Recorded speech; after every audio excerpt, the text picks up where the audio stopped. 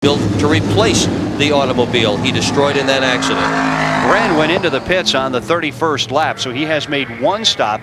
But we got to be getting awfully close to cars making their second pit stop for those that have already been in. In fact, we just mentioned Frank Cozy's car looked like it must have run out of fuel, or unless he just stalled it out in the pits, Dick. Well, the clutches are so bulky that it's easy for that to happen. Boy, they're on the gas way before the green flag. They are taking off in the third turn area.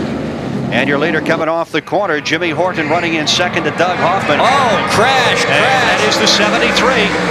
That's the Ferriolo car we just talked about, Kenny Bren. Yeah, he just lost it coming off the corner, and he tried to save it, tried very hard to save it. It didn't work, and he put the left front wheel into the fence, and right now the left front wheel is all doubled up underneath the car. They will tow that thing home today. No chance whatever of fixing that and getting it back into competition. We're going to see a replay fairly shortly here of that incident. Here it comes now. Oh, yeah, he's right out of shape already. Bren out of shape coming off the fourth turn. Boom, there you see he hit that inside wall. That wall didn't move very much, but his front end sure did. Bren, a one-car crash. He may have had a little help behind him. It was hard to see on the screen. This is the 10th caution period of the day. He was lucky to keep it down, nailed against the inside hub rail, because if he had bounced off, he would have been in deep trouble.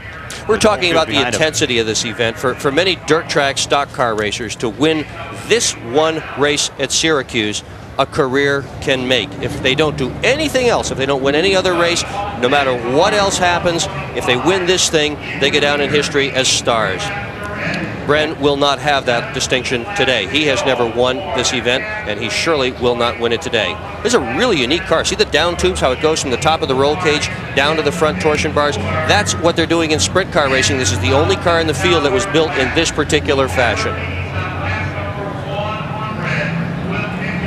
83 laps have been completed. They come around now, lap number 84.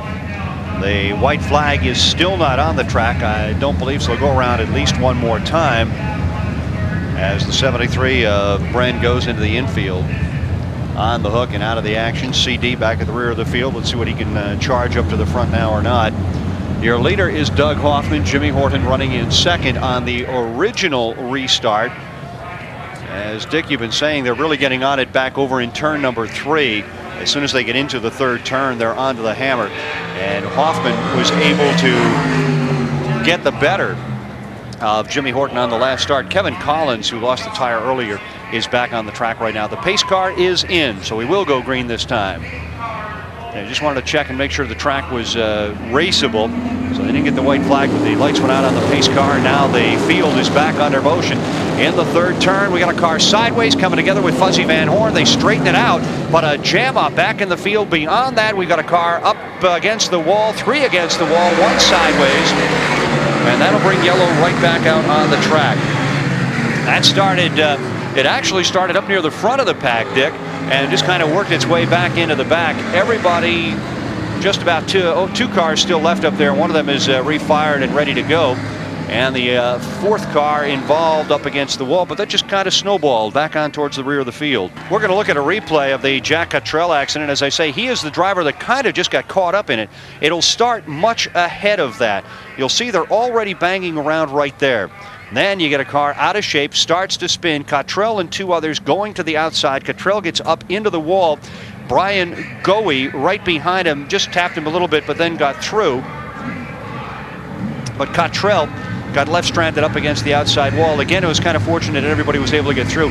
Jimmy Horton back into the pits, his second stop. Ray Bateman is into the pits for his second stop. So Horton, who had charged back up to the front, running outside Doug Hoffman for the lead, has gone back in for stop number 2. And he's going to have to make, what do you think, Dick? 1 or maybe 2 more stops? Well, he's certainly going to have to make at least 1 more. But look at how well these guys can execute their pit stops. They've already got the fuel in the car. They've got the tires virtually changed. By the time they got the car jacked up off the ground, the man on the right rear tire had the tire completely undone. So different from the teams that we see here that do not have much pit experience. He will absolutely beat Bateman's team by a bunch coming out of the pits. Although Bateman's guys are not that far behind. They're really not. And Bateman comes right out behind him. And a good look at that car going down into the first corner. The active one of Ray Bateman. Here's the green flag coming back out. Hoffman the leader. Fritz Eppright has moved back into second in that 704 as they come off the fourth corner and down the front straightaway. Out in front, Hoffman Eppright. Johnson is a lap car. Sammy Rogers the same. Fuzzy Van Horn is also a lap down. So a lot of lap cars running right now up with the leaders. Richie Tobias running a very aggressive race. That was the blue car you saw on the right of your screen coming down the straightaway. Tobias is passing cars, although he's laps down. It's amazing, Dick, sometimes how guys that go laps down are able to run so well with the leaders after they come back onto the track. Well, Tobias' problem was from a crash, and that'll do you right in, but he's apparently got that car working up to full song right now. He's about sixth. There he is. He just came into your screen. Pat Ward is another driver who's been running very well. Pat has now moved up to third, the 42P. He was back about eighth before the last flurry of pit stops, but with the pit stops, he has moved up to third. He's the epitome of the low buck operator. His dad, Bud Ward, a former racer, was probably even more low buck than Pat is now. But Pat has picked up a few feature wins the last couple of years over at Fonda, has been running and branching out a little bit more. This is his rookie race at Syracuse. He has never been here before because he has said he just didn't have the money to compete. Right now he's running up well into the top 5. And here's a story. Brett Hearn has just come off the fourth corner, gone into the pits. It is an unscheduled pit stop. Our winner here 3 years ago, Hearn, in the pits now. No great effort to try to work on the car. They have got a serious, almost certainly terminal problem with Brett Hearn's car. Not even trying. It's all over for Brett Hearn. Just going to push it behind the wall. Pushing it out in front, Doug Hoffman, Dick. He is starting to build up the advantage over Fritz Eppright. Eppright running second. Pat Ward is third. Dave Blaney is back to fourth. Yellow flag is back out on the track. And we've got a car stopped over in turn number 3. That is the 76 of Freddie Smith. He's had a horrible day. He really has. But you know, they did not come here expecting to win this thing. They came with a car that was radically different than anybody else. Freddie Smith has never even seen this race, never mind participated in it. Certainly what they're trying to do is there's a very lucrative market for the construction of this type car. Bateman, this is Jack Bateman, who had been the fastest time trialer of all, moving now very, very slowly with obvious problems. He was involved in that incident. Now you see the problem. It's a shredded right rear tire on Bateman's car, quite thoroughly shredded as a matter of fact. He is limping in the direction of the pit area. He had just taken a pit stop, and now he is going to have to take another pit stop. Well, that's the end of a great effort for Bateman because he's going to go laps down here. At least one lap down. You can see the tire just banging against the side of the car. At this point, it doesn't make a lot of difference. But that's the end of a great effort. He was running real well. Bateman started 8th on the field, had run in the top 5 the entire race virtually, and was running in the top 5 just then when the yellow flag came out for the crash between him and Freddie Smith. As a dejected Ray Bateman since waiting for the tire change, a dejected Brett Hearn is with our Andy Fusco.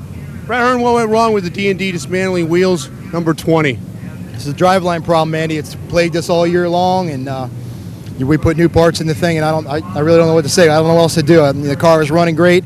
We had a good game plan. We had a good tire program. The guys all did a great job, and we were just set up to run for the end of the race, and I was just trying to stay out of trouble. It was kind of crazy on those restarts, but this driveline stuff has killed us all year long, and it's really kind of ruined our season. It just goes with the rest of the season. What are track conditions like out there right now? They're pretty good. That turn, the hole in turn 3 is upset a lot of the cars on the restarts, and the guys are out of shape bad. And I was just trying to stay out of trouble with them. But once you get running, the hole's not all that bad. I think it'll be all right. The track's in pretty good shape otherwise. Brett Hearn disappointed. He could have won this thing. Back up to you guys to the tower. There are 27 cars remaining on the field out of 51 that started. 96 laps in, we have had 44 caution laps so far. Well, that means we've had 52 under the green. Good math. I like that. That's nearly 50-50. Close enough.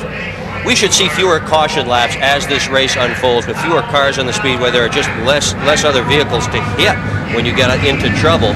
And in a racetrack like Syracuse, where you have such a narrow groove, that will begin to play. We should see fewer cautions now. It'll be a single file restart. We're beyond the halfway point.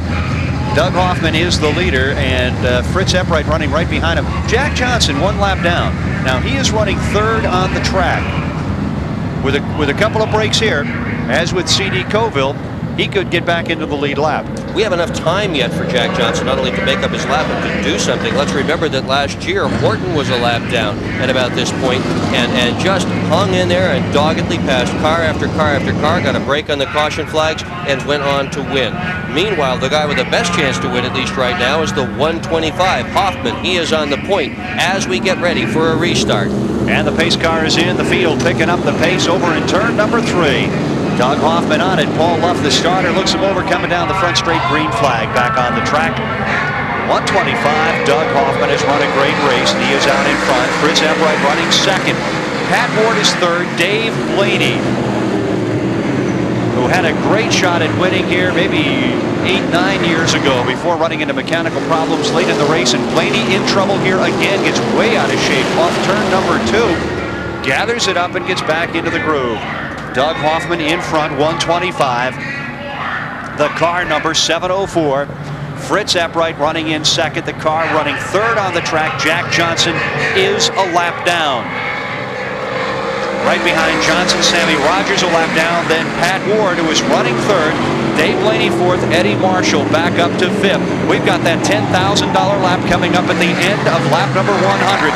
And right now, it looks like Doug Hoffman has got this $10,000 in his pocket. He could almost coast in to get it. We'll wonder, however, if he's going to make some sort of gesture as he comes across the start-finish line to acknowledge that he's $10,000 richer. $10,000 is a great payday to win a race. There are 27 cars remaining on the field out of 51 that started. 96 laps in, we have had 44 caution laps so far. Well, that means we've had 52 under the green. Good math. I like that. That's nearly 50-50. Close enough. We should see fewer caution laps as this race unfolds. With fewer cars on the speedway, there are just less other vehicles to hit when you get into trouble. And in a racetrack like Syracuse, where you have such a narrow groove, that will begin to play. We should see fewer cautions now. It'll be a single file restart. We're beyond the halfway point. Doug Hoffman is the leader, and Fritz Eppright running right behind him. Jack Johnson one lap down. Now he is running third on the track. With a couple of breaks here, as with C.D. Coville, he could get back into the lead lap. We have enough time yet for Jack Johnson not only to make up his lap but to do something. Let's remember that last year Horton was a lap down at about this point and just hung in there and doggedly passed car after car after car, got a break on the caution flags, and went on to win. Meanwhile, the guy with the best chance to win, at least right now, is the 125, Hoffman. He is on the point as we get ready for a restart. And the pace car is in the field, picking up the pace over in turn number 3. Doug Hoffman on it. Paul Luff, the starter, looks him over, coming down the front straight. Green flag back on the track. 125. Doug Hoffman has run a great race, and he is out in front. Fritz Eppright running second. Pat Ward is third. Dave Blaney, who had a great shot at winning here maybe 8-9 years ago before running into mechanical problems late in the race, and Blaney in trouble here again, gets way out of shape off turn number 2, gathers it up and gets back into the groove. Doug Hoffman in front, 125. The car number 704. Fritz Eppright running in second. The car running third on the track. Jack Johnson is a lap down. Right behind Johnson, Sammy Rogers a lap down. Then Pat Ward, who is running third. Dave Blaney fourth. Eddie Marshall back up to fifth. We've got that $10,000 lap coming up at the end of lap number 100. And right now, it looks like Doug Hoffman has got this $10,000 in his pocket. He could almost coast in to get it. We'll wonder, however, if he's going to make some sort of gesture as he comes across the start-finish line to acknowledge that he's $10,000 richer.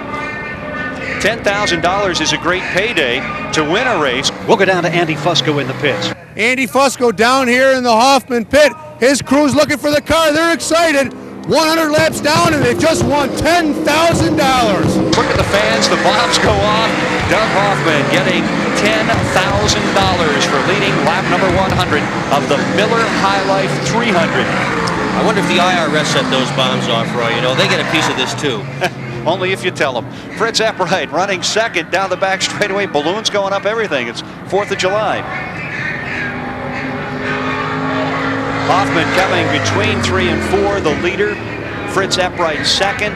but Hoffman is really right now able to pull away. Yeah, Hoffman is controlling this race, absolutely controlling this race. He is convincingly the fastest car on the speedway.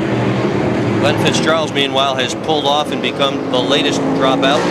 The infield is beginning to fill with cars that used to be on the speedway.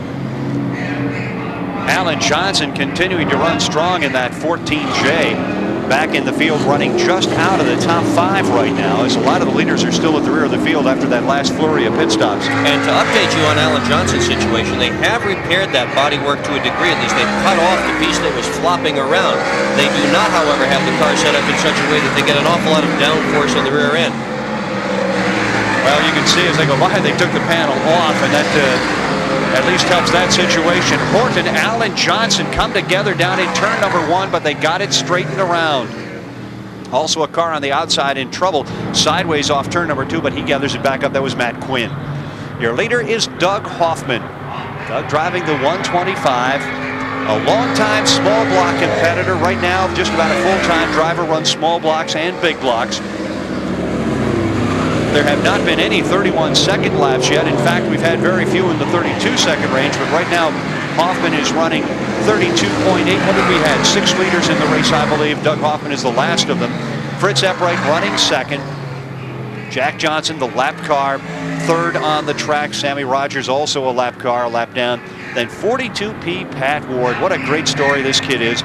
Running in third right now. Pat started 36th on the field. Hoffman has been in a position to win this event in the past, and when he was last in that position, a shock absorber slipped on the car, and the suspension just absolutely went away. Syracuse is a punishing racetrack. Don't make no mistake about that. The engines turn very, very tight here. They stay wide open for a long period of time. Hoffman's main job today, from this point on, is finish. Make no mistakes. Don't punish that car, and keep your fingers crossed that no little thing